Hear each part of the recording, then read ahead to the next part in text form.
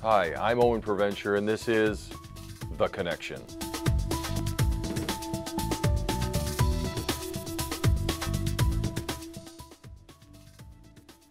Today we're talking with Don Simmons, local coordinator for the AARP Tax-Aide program, assisting senior citizens throughout the region.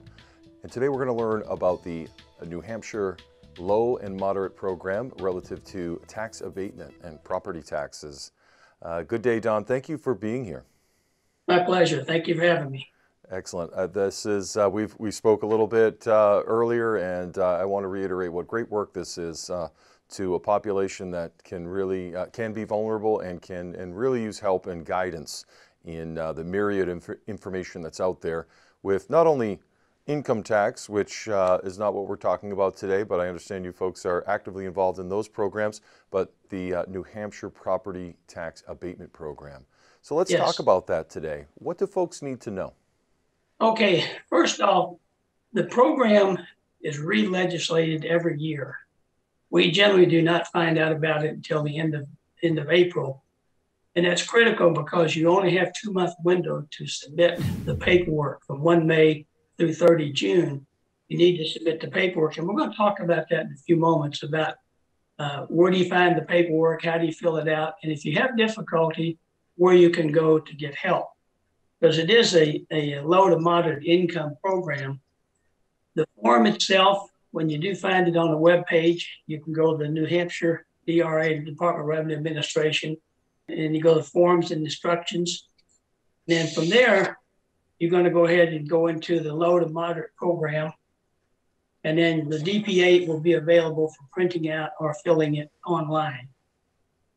So the form itself is about 8 pages long, and it's critical that you use the information there to fill out the first 2 pages, because that's what you need to submit to the state, is the first 2 pages of this DP8.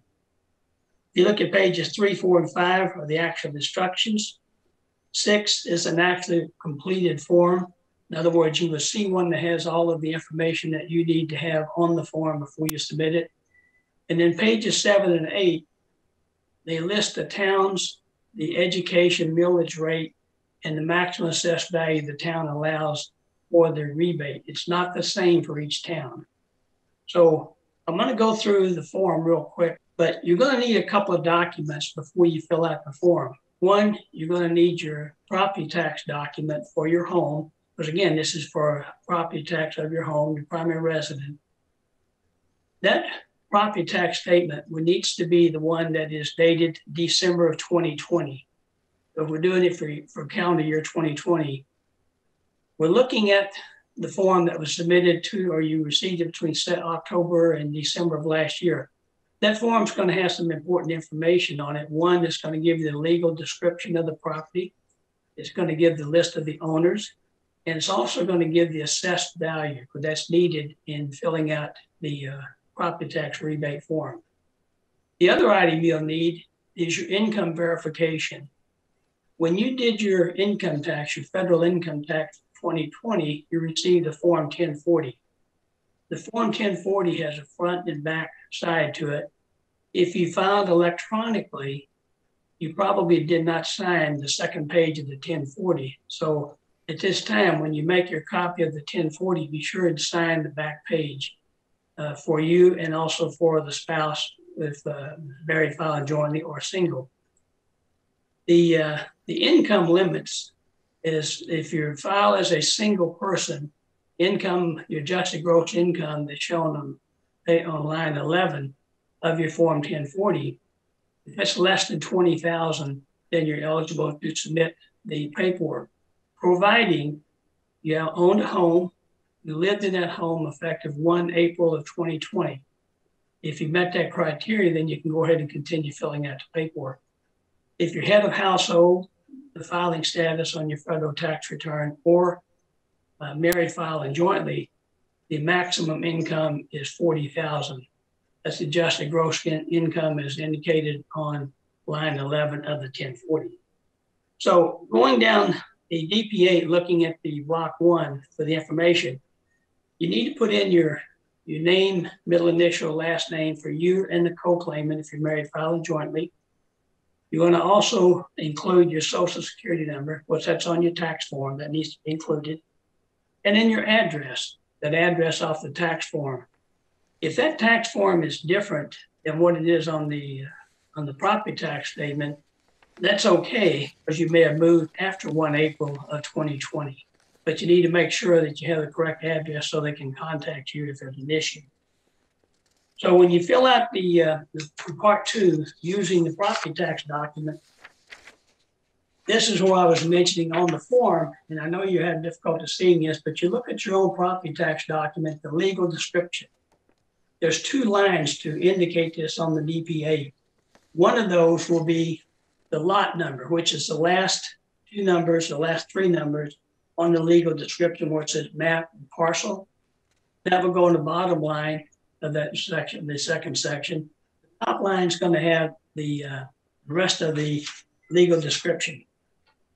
The assessed value, you'll notice on the front of the form, the assessed value is the value after you have exclusions. Some people get exclusions because of income. Some people get exclusions because of the amount of resource they have. So that gets changed. You can only receive the rebate on the assessed value after the exclusions. So keep that in mind when you extract that information off of the form. So when you get ready to fill out the second or the third part, that's where we get into the income piece of it. You need to check the block. It says, check here if any adult member of this household was not required to file a federal income tax return. If you check that, then you need to put down how much income they had, not off of the 1040, but whatever type of income that they had needs to be included. Now there's lines for what you received off of your 1040, that line 11. If you had someone else in the household who contributed to that, that has to be added in there. Or if the home was in a trust, particularly an income producing trust, that amount off of the trust tax return for the year needs to be included. When you add those 3 up, they cannot exceed 20,000 if you're single, or they cannot exceed 40,000 if it's married, filing jointly. So once you fill that out, you need to go ahead and go over to the next page, because you're going to be putting in there the percentage of ownership. Are you 100% owner? Then it's going to be 1.00. That's 100%. If you're half owner, it's going to be 0.5. And what you'll need to do is multiply that amount times the assessed value of the home. What's on the property tax document. On this line, page 6, and I don't mean to jump around on here, but the one that's filled out, they're using the town or city of Manchester for an example. The home is 170,000. Oh, if you put in the 1.00, then it would be the 170,000. Now, when you get down to the town that you're going to be residing, where the property is located, you look at the sheet, they have pages 7 and 8 of the form, has all the towns listed for the state of New Hampshire.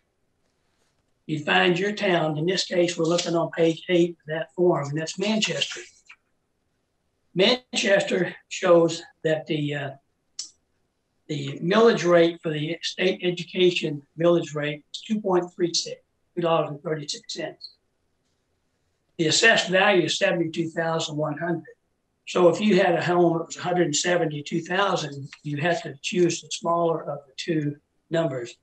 They only go up to that amount for rebate. Now, once you put that $72,100 in the appropriate block, you're going to divide that by 1,000.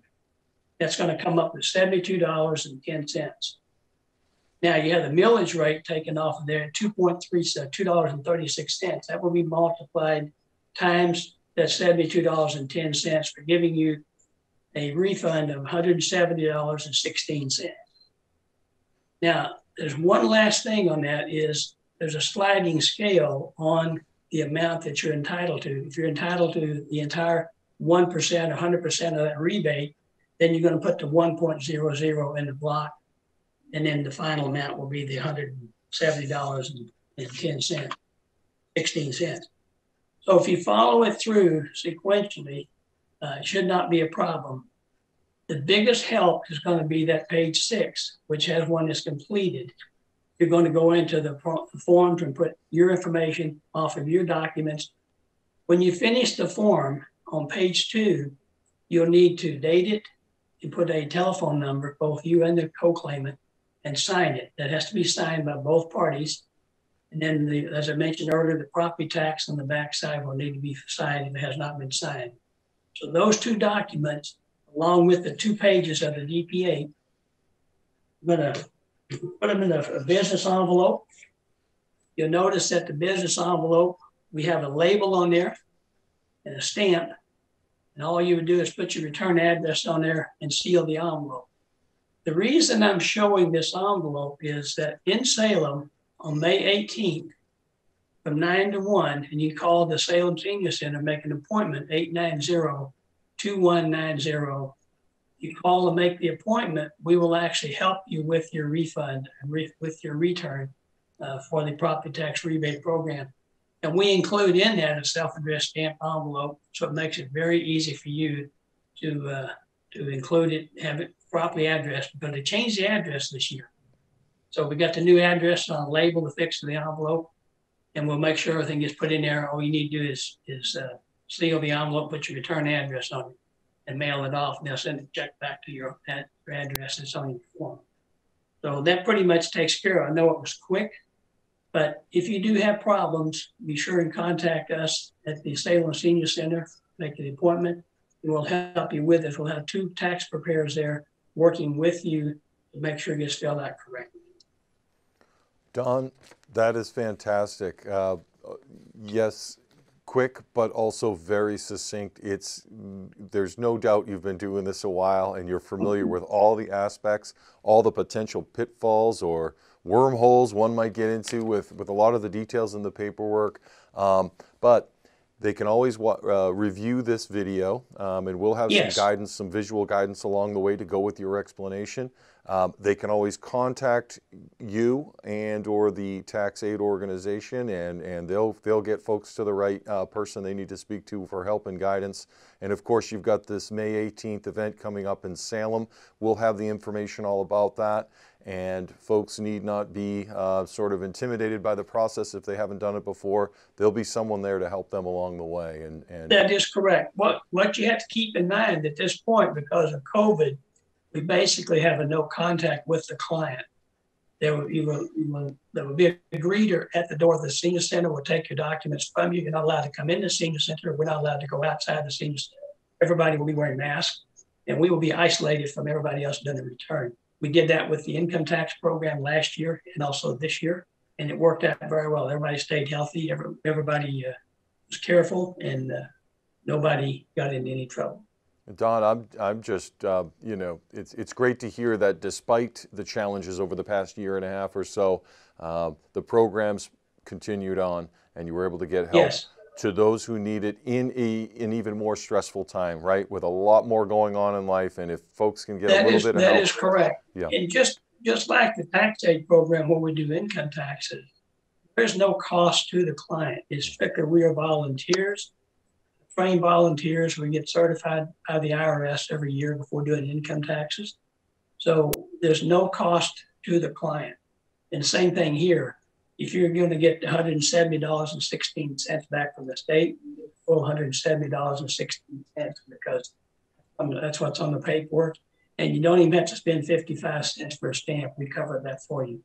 That's excellent. That's excellent. Hats off and kudos to you and all the people that on your team that work so hard year round, I'm sure, to prepare for changes that might be in the tax code or modifications. So you're working around the year to make sure that you can be there at the time when folks need it most. That's correct. Most of our work we start in about September to get ready for our February 1 opening. Certifications, as I mentioned, the tax law changes, any training we have to do. And the difficult thing with this program is that oftentimes Congress, the week before between Christmas and New Year's, passed the last minute legislations which had to be changed in the software prior to us going live on 1st of February. So this year, some of the tax changes did not occur until January. so we got delayed a couple of weeks. But we got it done, and it's worked out very well. We did 291 tax returns at the same That is federal excellent. returns. Excellent, excellent. It's great work, and we just had it on the screen. We'll have it up later. To find out more about the AARP Tax-Aide program, you'll go to AARP/money/taxes/tax_aide with an E at the end. And again, we'll have that up on the screen. And so folks, if nothing else, can find out more that way and get to the right help they need. Otherwise, we'll also have the info on the May 18th, which will be, precautions will be taken for COVID. So there will be protocols in place there. So it would even be safe to do that. And we'll have that information. Don Simmons, I want to thank you very much for your time. I know you're busy, and to take the time to help us get this good information out to the community, we really appreciate it. And you're welcome back anytime. You keep our number here at The Connection. If there are any further programs or anything throughout the coming years you'd like to get out to the community, you just let us know. We'll be here for you. Well, you know, maybe next year when we start to kick off the tax season, we'll send a little reminder, connection note to the public, and let them know when we start, what the hours are, and how we can contact. Perfect. We'd love to have you. We'll be here ready for it. Thanks again, Don Simmons. You take good care. You stay safe. Enjoy the upcoming weather. Spring is here, and it's getting better and better each day. So yes, it is. Thank you, Owen, for having me. You're very welcome, Don Simmons. Thank you so much. Bye now. Bye-bye. If you've got information you'd like to share with Derry and the surrounding areas, reach out to us at DerryCAM.org/theconnection. We're always looking for great stories. So until next time, I'm Owen PROVENCHER signing off. Stay connected.